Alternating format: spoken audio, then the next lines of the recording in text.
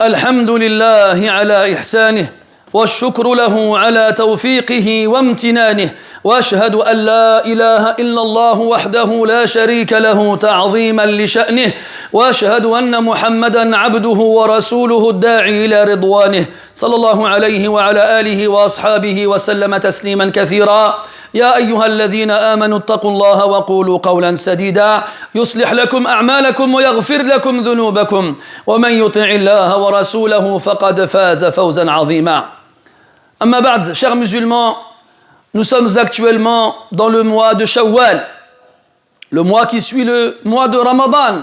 Et en général, les musulmans savent que durant ce mois-ci, il est recommandé de jeûner 6 jours après avoir fait le mois de Ramadan. Mais beaucoup ignorent que le mois de Shawwal est le premier des mois du pèlerinage. Allah dans le Coran nous informe que le pèlerinage a plusieurs mois. Il nous dit subhanahu wa ta'ala Al-Hajju ashhurum ma'lumat. Le pèlerinage a lieu à des mois connus. Et ces mois-ci, comme nos savants nous l'ont précisé, sont les mois de Shawwal, de Dhul Qa'dah, le mois qui suit, et le mois de Dhul Hijjah. Donc à partir du mois de Shawwal, le pèlerinage est légiféré.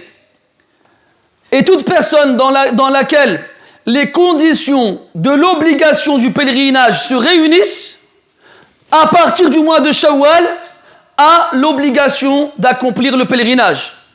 Et nul n'est censé ignorer que le pèlerinage est un pilier de l'islam obligatoire pour chaque personne qui répond aux conditions de l'obligation une fois dans sa vie. Et comme on le dit en arabe, ala al-fawr, yani instantanément.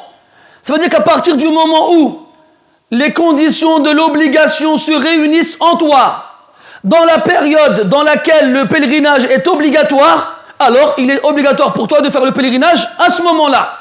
Allah dit subhanahu wa ta'ala walillahi ala an-nasi hijjul bayti man istata'a ilayhi sabila. Et il incombe aux gens d'accomplir le pèlerinage pour Allah, pour toute personne qui peut s'y rendre. Man istata'a ilayhi sabila. Celui qui peut prendre le chemin qui mène à la Mecque pour y faire le pèlerinage. Yani celui qui a les capacités physiques et financières. Et le prophète dit sallallahu alayhi wa sallam ayyuhan nas, ô vous les gens, qad faradallahu alaykumul hajj, Allah vous a rendu le pèlerinage obligatoire, fahujju, alors faites-le. Et quand on parle de conditions d'obligation, on a cette expression que les savants utilisent beaucoup, c'est lorsque une personne possède ce qu'on appelle az-zad wa ar-rahila. Az-zad en arabe, c'est les provisions, c'est-à-dire les bagages et les provisions qui te permettent de voyager jusqu'à la Mecque. Et ar-rahila, c'est la monture. Celui qui est capable, qui a un cheval, qui a un dromadaire, ou bien même qui peut s'y rendre à pied s'il a les conditions physiques. Ça, bien entendu, mes chers frères, c'était avant. Aujourd'hui, qui fait le pèlerinage à dos de cheval, ou bien qui voyage avec son dromadaire ou se rend sur place à pied? Quasiment plus personne. Donc, revenons un peu dans le passé, et c'est pas très ancien. Lorsque tu avais suffisamment d'argent pour subvenir à tes besoins et en laisser suffisamment à ta famille pendant ton absence pour qu'ils puissent subvenir à leurs besoins pendant ton absence, et que tu as une monture, et que tu as ce qu'on appelle amnu at-tariq, yani quand tu vas prendre le chemin, quand tu vas voyager, tu es en sécurité. Tu ne crains pas d'être attaqué par des brigands. Tu ne crains pas d'être attaqué par des animaux sauvages. Eh bien, tu dois partir. Et moi, j'aimerais bien qu'on fasse un léger calcul. Combien de temps pensez-vous que ce voyage durait auparavant? Si on parle de ce qu'on appelle le Maghreb al-Aqsa, le Maroc, donc l'extrême ouest de l'Afrique, et qu'on traverse toute l'Afrique du Nord pour arriver en Arabie, les anciens Taouana, ils nous disent c'était 3 mois de voyage. 3 mois. L'aller. Donc ils mettaient 3 mois pour arriver à la Mecque. Généralement, ils restaient sur place 6 mois. Puis, ils revenaient chez eux plus tard, 3 mois. Ce qui nous fait 1 an. Ils s'absentent pendant 1 an. Donc, combien, à votre avis, d'argent il faut pour un voyage qui dure 1 an? Ensuite, il faut laisser à sa famille de quoi subvenir à leurs besoins pendant 1 an. Ça, c'est le côté financier de la chose. On ne parle même pas du côté physique, c'est-à-dire la difficulté physique à traverser tout un continent à pied ou à cheval ou à dromadaire, quelle que soit la monture que l'on va utiliser pour voyager. Puis, c'est une époque où il n'y a pas d'hôtel. Ou s'il y en a, c'est rare. Les gens, qu'est-ce qu'ils font? Ils campent. Ils mettent des tentes et puis ils dorment à la belle étoile. Pendant des nuits et des nuits et des nuits. Et ne pensez pas que durant 6 mois aller-retour, il n'y a pas une seule nuit où il ne pleut pas. Sans parler des cas où on perd nos affaires, où on se fait voler nos affaires, où quelqu'un tombe malade en plein chemin. Bref, des péripéties par milliers, en veux-tu, en voici. Et pourtant, ça n'empêchait pas les gens de partir faire le pèlerinage dès lors qu'ils avaient les moyens de s'y rendre. Et nous, aujourd'hui, tous les ans, on a le droit à cette fameuse discussion entre nous, que ce soit à la mosquée, ou à l'extérieur de la mosquée, ou au marché, ou n'importe où. Oh, le hajj, il est de plus en plus cher. Tous les ans, c'est de plus en plus cher. C'est trop. J'ai même entendu certaines personnes dire, on doit boycotter le hajj. Masha'Allah. C'est quoi la prochaine étape? Encore, ce seraient des gens qui n'ont pas les moyens. Ya akhi, tu n'as pas les moyens, c'est pas obligatoire pour toi. C'est-à-dire que la question ne se pose même pas pour toi. Tu n'es pas concerné par la question vu que tu ne rentres pas dans les conditions de l'obligation. Qu'est-ce qui te pousse alors à en parler? Mais le comble, c'est qu'on vit à une époque, mes frères, dans laquelle les gens ils se font plaisir. Une époque dans laquelle les jeunes partent à Dubaï, en Thaïlande, aux États-Unis, à peu près tous les 6 mois, et je suis gentil, ils s'offrent des vacances. Vous allez me dire, oui, mais ça ne coûte pas le prix qu'on paye pour le pèlerinage. C'est normal, vous ne restez pas autant de temps sur place. Et puis vous ne partez pas dans les hautes saisons. Et encore, quand je sais que beaucoup d'entre nous s'offrent des vacances au ski, des 4-5 jours, ils payent des 400-500 € pour 4-5 jours, pour aller dévaler les pentes, et revenir très souvent avec des plâtres, ça ne dérange pas de payer 400-500 € pour quelques jours à ce moment-là. Ou bien partir en Thaïlande, faire du jet ski, et revenir tout bronzé, non plus, c'est pas grave. Mais quand il s'agit d'adoration, et surtout d'obligation, là on commence à calculer. Une génération qui est la nôtre, qui ne se retient dans rien pour se faire plaisir. J'ai déjà un dernier téléphone, dernier cri, point de la technologie, le prochain il sort, je l'achète. J'ai 4-5 paires de chaussures dans mon armoire, il y a des soldes, j'en achète. Ma voiture elle roule bien, il n'y a pas de problème, mais je m'en suis lassé, j'en rachète une autre. C'est notre génération ça. La génération de je dépense mon argent dans tout et n'importe quoi, n'importe comment, sans m'en soucier. Si vous saviez le nombre de personnes qui m'ont posé des questions sur le commerce des montres de luxe, c'est à la mode aujourd'hui. C'est à la mode. Si vous saviez le nombre de personnes qui viennent me voir, Akhi, ma montre coûte 20 000 €, est-ce que je dois payer la zakat dessus? Matahchemch, tu me poses une question pareille, Matahchemch. Il a 20 000 € au poignet et il me demande est-ce que je dois payer la zakat dessus. Ajib hada wallah. Wa ajaban fi sha'nikum. Et c'est ce genre de personne-là qui vient te dire le hajj c'est trop cher, wallah, moi j'y vais pas, c'est pas assez abusé. Ah bon? Mais mes frères, dites-vous que ce que vous dites, c'est enregistré, c'est écrit. Et que si vous mourrez dans cet état-là, Allah tabaraka wa ta'ala, il vous demandera le jour de la résurrection, pourquoi t'as pas fait le pèlerinage alors que t'avais les moyens? Tu lui as dit quoi? Ya Allah, c'était trop cher. Ah bon, sur toi là, t'as de quoi faire le hajj 4 ans de suite. Rien qu'avec ta montre. Et attention, je vous ai pas oublié, vous les autres qui partez tous les ans au bled. Tous les ans au bled, obligatoire. علاش باش يزيد واحد فوقي ولا juge. Pourquoi? pour qu'il rajoute 1 ou 2 étages dans son gratte-ciel. Pourquoi? Pour qu'il aille montrer aux gens comment il vit bien. Et ces gens-là, des 20, 30 ans, tous les ans au bled.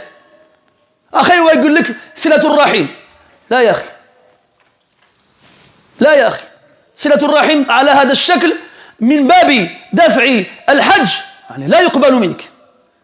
Cette excuse, cet argument de je vais voir la famille pour ne pas faire le pèlerinage n'est pas une excuse acceptée quand on sait qu'aujourd'hui, en pleine année, avec les vols, les charters là, dans certains pays, un aller-retour, on a pour 100 euros. بغيتي تشوف عائلتك prends 3-4 jours. C'est facile. Un aller-retour, 100 euros, 3-4 jours, تشوف الوالدة, تشوف الوالد, تجلس معهم شوية وتولي بحالك. يلا, et tu fais le hajj. Et tu fais le hajj. On en connaît un, nous, il part au bled, 2 mois, il voit personne. Pendant 2 mois, qu'est-ce qu'il fait? Il repeint les murs. Il change la tuyauterie. Et il rajoute un étage si c'est possible. Ma chef la khal la am la ahad. Il a vu personne. Ya ikhwani, toutes ces excuses que vous vous donnez à vous-même, ce sont celles que vous donnerez à Allah Azza wa Jal. Et demandez-vous si Allah va les accepter de votre part. Pendant des années, ces gens qui traversaient les déserts et les campagnes, ces gens qui traversaient des endroits inexplorés et déserts, inhabités, ils faisaient cette invocation que le prophète leur a enseignée, sallallahu alayhi wa sallam. Cette invocation que le voyageur il dit Allahumma hawwin alayna safarana hada. Il dit, Ya Allah, facilite-nous ce voyage. Watwi anna bu'dah. Et plie-nous sa distance. Wallahi, mes frères, que pendant des siècles, les musulmans, année après année, et siècle après siècle, ils ont répété ça. Et c'est nous qui en profitons de cette invocation-là. Allah, il leur a répondu pour nous. Qui aujourd'hui, quand il va à la Mecque, son voyage, il dure plus de 24 heures? Personne. 24 heures. On demande aux gens d'être à l'aéroport 4 heures en avance, ils ne sont pas contents. Quand l'escale dure de 3 heures, ils ne sont pas contents. Quand on arrive à Jeddah et qu'il faut attendre le car de 3 heures, ils ne sont pas contents. Et quand on arrive à l'hôtel et qu'ils ne sont pas contents parce que dans la chambre, ils sont 4, ils vont se plaindre. Une chambre dans un hôtel de luxe avec la climatisation et l'eau chaude. Il y a rien avant, c'était une tente et des dattes qui leur servaient de provisions pendant leur séjour. Et leur pèlerinage était meilleur que le nôtre. Des pèlerinages dans lesquels les gens passent leur temps à se filmer, à se prendre en photo et à exhiber ça sur les réseaux sociaux comme des trophées.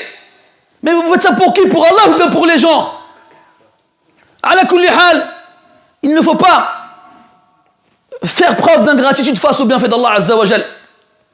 Allah, il nous en garde contre ça, subhanahu wa ta'ala, de remplacer la gratitude devant les bienfaits par de l'ingratitude.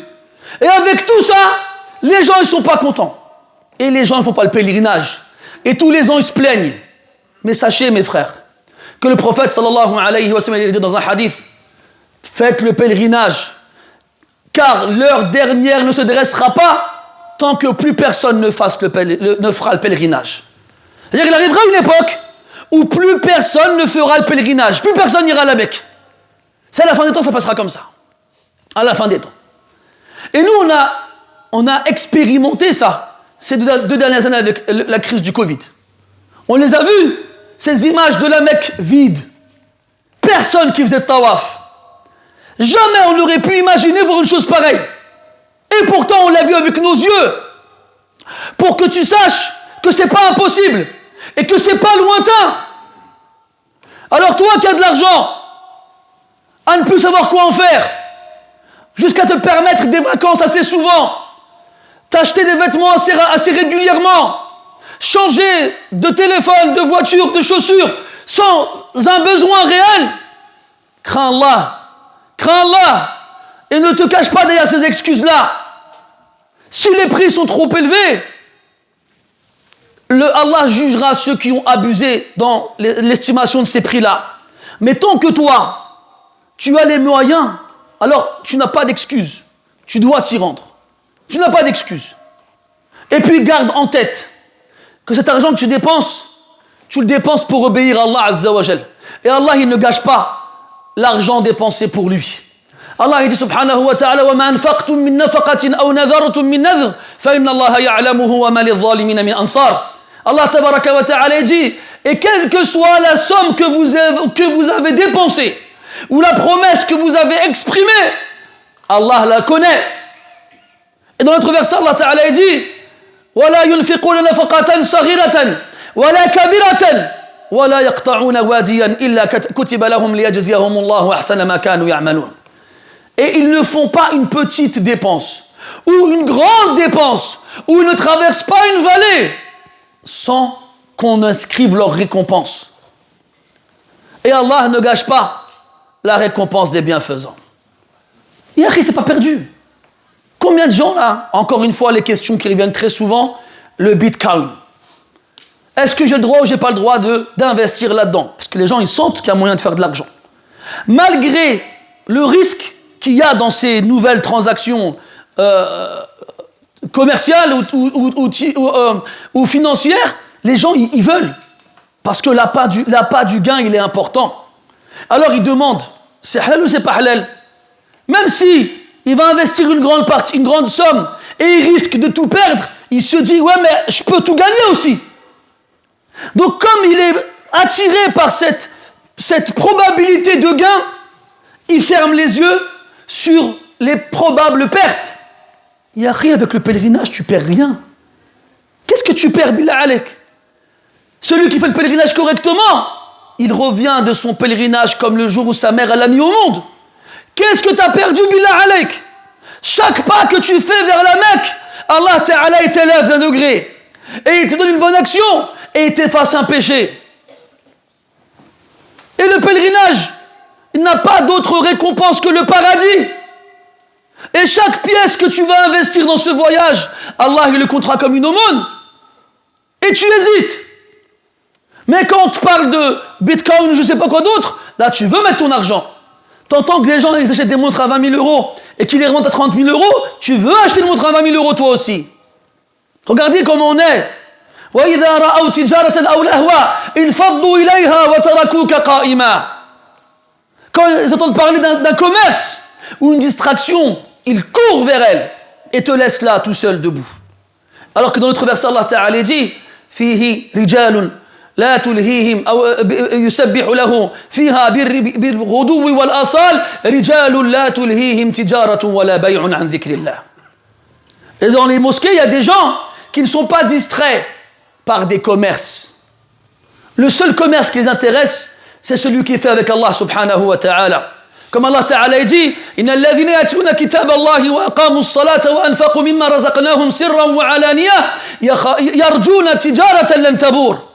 Ceux qui lisent le Coran et qui accomplissent la prière et qui dépensent de ce qu'Allah leur a donné publiquement et secrètement espèrent un commerce dans lequel il n'y a aucun déficit possible avec Allah Azza wa Jal. Ya ayyuhalladhina amanu hal adullukum ala tijaratin tunjikum min adhabin alim.